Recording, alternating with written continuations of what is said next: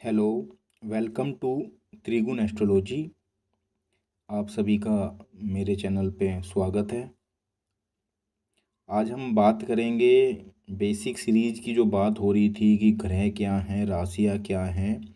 ऐसी मैं आज एक बेसिक वीडियो पे बात कर रहा हूँ जिसको हम नाम दे रहे हैं टर्मिनोलॉजी ऑफ एस्ट्रोलॉजी। कि ज्योतिष में यूज़ होने वाली जितनी भी टर्म्स हैं, आप कहीं ना कहीं जो भी टर्म्स पढ़ते हैं, सुनते हैं, कभी कभी कंफ्यूज आते हैं कि वीडियो में किस बारे में बात हो रही है। आज मैं उन सब टर्म्स के बारे में बात करूँगा, क्योंकि हर एक सब्जेक्ट की अपनी टर्मिनोलॉजी होती है। जैसे हिंदी की क ख ग, इंग्लिश की ABCD। जब भी आप इन टर्म्स को सुनते हैं तो आपको पता लग जाता है कि ये किस सब्जेक्ट्स की बात हो रही है और इस वीडियो में या किसी भी आर्टिकल में किस बारे में बात हो रही है। पर ज्योतिष की जो बहुत सी टर्म्स हैं लोगों को पता नहीं है। तो आइए आज हम बात करते हैं इन टर्म्स के बारे में। तो ज्योतिष में जो टर्मिनोलॉजी है उसकी सबसे पहली टर्म है राशि।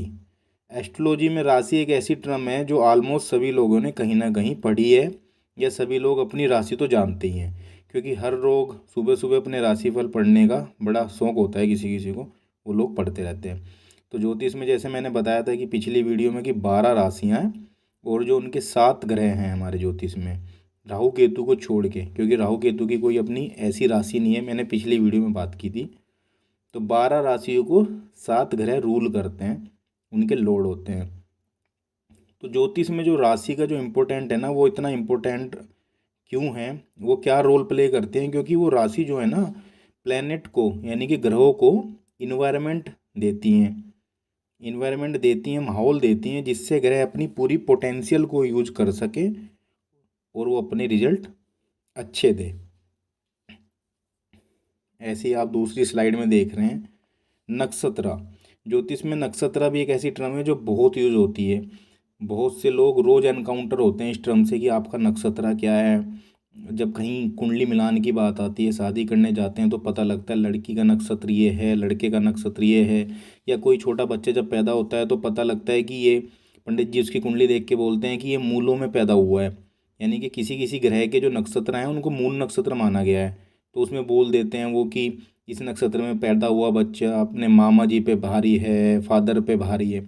इस तरीके से नक्षत्र, ऐसी एस्ट्रोलॉजी में 27 नक्षत्र होते हैं। इसके बारे में हम कभी और बात करेंगे कि वो कौन कौन से नक्षत्र हैं, उनके लॉर्ड्स क्या क्या हैं, और कौन कौन से नक्षत्र किस किस चीज़ के लिए बेनिफिशियल हैं। तो ये टर्मिनोलॉजी की बात हो रही है, तो इसमें एक नक्षत्र टर्मिनोलॉजी है जो बहुत यूज होती है। आगे चलते हैं, इसमें टर्मिनोलॉजी आएगी ग्रह या प्लैनेट। जैसे एस्ट्रोलॉजी में 9 ग्रह होते हैं। राहु केतु को छाया ग्रह मानते हैं हम। उनकी कोई राशि नहीं होती, वो जिस राशि में जाते हैं उसके अनुसार फल देते हैं। तो हर एक ग्रह के पास अपने कारक तत्व होते हैं।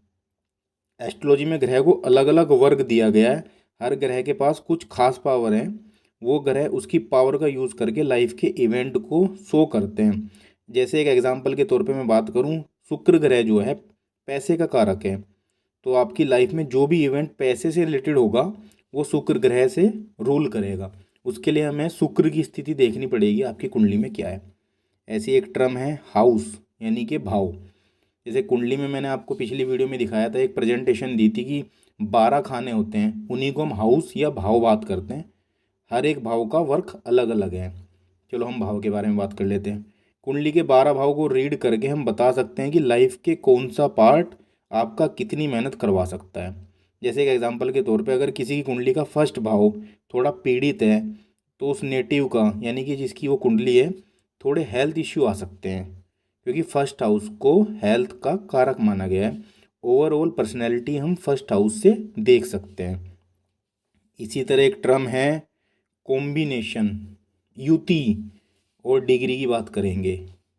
एस्ट्रोलॉजी में ज़्यादातर हम कॉम्बिनेशन की बात करते हैं कि योग क्या बन रहा है आपकी कुंडली में। जैसे राज योग बता देते हैं कोई, या डिग्री क्या है। तो कॉम्बिनेशन क्या है, ज्योतिष में ग्रहों के योग को कॉम्बिनेशन कहते हैं। कि दो ग्रह एक ही हाउस में या एक ही राशि में बैठ के युति कर रहे हैं, तो उनको हम योग बोल देंगे।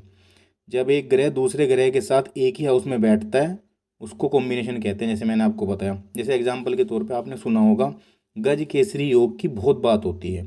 तो उसमें चंद्रमा और बृहस्पति एक ही हाउस में या एक ही राशि में प्लेस होंगे, तभी वो योग बनेगा। यानी कि योग क्या है, उन दोनों ग्रहों को आपस में अगर बैठे हुए आप देखो किसी भी नंबर में, तो वो योग है। डिग्री की बात कर लेते हैं। डिग्री भी एक ऐसी टर्म है जो बहुत यूज होती है ज्योतिष में। तो ज्योतिष में आपको समझना पड़ेगा कि एक राशि जो होती है, जो 12 राशियाँ हैं, एक राशि 30 डिग्री की होती है। तभी हम जब 12 से 30 को मल्टीप्लाई करेंगे तो 360 डिग्री का एक सर्कल पूरा हो जाता है, 360 डिग्री का। तो एक राशि को पार करने के लिए ग्रह को उसकी राशि की 30 डिग्री कंप्लीट करनी होती है। यानी कि एक ग्रह अगर किसी राशि में है तो वो 30 डिग्री तक उसी राशि में रहेगा। जब वो 30 डिग्री से आगे का हो जाएगा तो वो फिर अगले घर में जाके 1 डिग्री से शुरू करेगा। तो ग्रह डिग्री से क्या होता है, ग्रह कितने डिग्री का है उससे ग्रह की स्ट्रेंथ का पता लगता है कि उस ग्रह में स्ट्रेंथ कितनी है, क्या वो रिजल्ट दे पाएगा कि नहीं दे पाएगा जिसकी आप उम्मीद कर रहे हैं। ऐसे ही चार्ट में या कुंडली में एक चीज़ बहुत ज़्यादा यूज़ होती है, बोलते हैं केंद्र एंड त्रिकोण। तो कुंडली में जो 12 खाने होते हैं उसमें से पहला खाना, चौथा खाना, सातवां खाना और 10वां, इन हाउस को या खानों को या भाव को हम केंद्र भाव बोलते हैं। और ऐसे ही जैसे मैंने स्लाइड में बताया है, त्रिकोण पहले खाने को, पांचवें खाने को, 9वें खाने को कुंडली के त्रिकोण भाव बोलते हैं। इन दोनों का महत्व क्या है कुंडली में वो मैं बता देता हूँ। कुछ कुछ प्लेनेट केंद्र त्रिकोण, केंद्र में बैठ के त्रिकोण में बैठ के वो क्या बनाएंगे, केंद्र त्रिकोण राजयोग बना देंगे। कुंडली में इसको भी, एस्ट्रोलॉजी में इसको भी बहुत ज़्यादा अच्छा माना जाता है, केंद्र एंड त्रिकोण के राजयोग। ऐसी एक टर्म आती है गोचर या ट्रांजिट। जैसे आजकल आज ही 1 मई को ही जुपिटर का गोचर हुआ है। जुपिटर महाराज वृषभ राशि में जा रहे हैं मेष राशि को छोड़ के, तो इसको गोचर बोलते हैं। अब मैं आपको बताता हूँ गोचर क्या होता है। जब आप बोर्न हुए थे, जब आप पैदा हुए थे, तो आपका एक बर्थ चार्ट बना। वो चार्ट होता है आपका स्टैटिक चार्ट। वो चार्ट आपके बर्थ टाइम के प्लैनेट्स की पोजीशंस को बताता है कि जब आप पैदा हो रहे थे उस टाइम कौन सा ग्रह, कौन सी राशि, कौन से नक्षत्र में चल रहा था। वो आपका क्या है, स्टैटिक चार्ट। गोचर क्या है, अब आप जब बोर्न हो गए तो ऐसा तो है नहीं कि प्लैनेट स्टैटिक्स है, वो चलेंगे नहीं।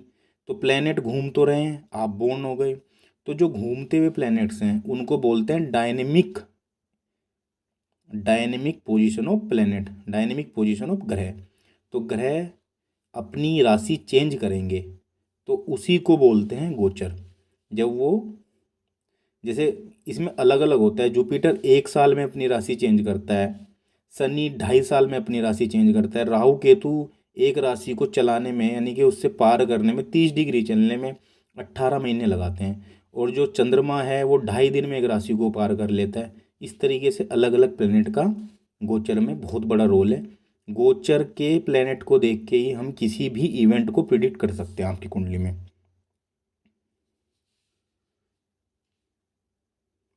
ऐसे ही नेक्स्ट स्लाइड में मैंने आपको बताया दृष्टि, ग्रहों की दृष्टि। ये भी एक बहुत अच्छी टर्म है जो हमेशा एस्ट्रोलॉजी में यूज होती है कि कौन सा ग्रह किस ग्रह पे दृष्टि डाल रहा है।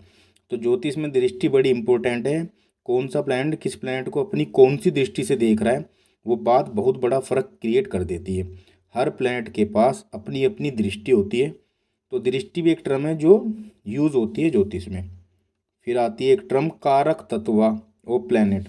ज्योतिष में कारक तत्व एक टर्म है जो बहुत यूज होती है। इसको इंग्लिश में सिग्निफिकेटर बोलते हैं कि किसी भी प्लैनेट का सिग्निफिकेटर क्या है, या क्या कोई प्लैनेट क्या सिग्निफाई कर रहा है। इसका मतलब ये है कि हर ग्रह के पास कुछ कारक तत्व हैं जिसके बेस पर हम उस प्लैनेट से प्रिडिक्शन करते हैं। जैसे एग्जाम्पल के तौर पे मैंने यहाँ लिखा है sun is the king of solar system. Sun राजा है, तो उसी हिसाब से सन के पास एक कारक तत्व आ गया राजा का। सन राजा का कारक तत्व हो गया है। तो जब हम गवर्नमेंट जॉब की बात करते हैं, किसी आईएएस, पीसीएस, यूपीएससी के किसी भी एग्ज़ाम की बात करते हैं, उसमें आपके सन का बली होना बहुत ज़रूरी है, क्योंकि वो एक ऐसी पोजीशन है जिसमें आप किंग बन जाओगे जाके। तो सन से देखा जाता है वो सब कुछ।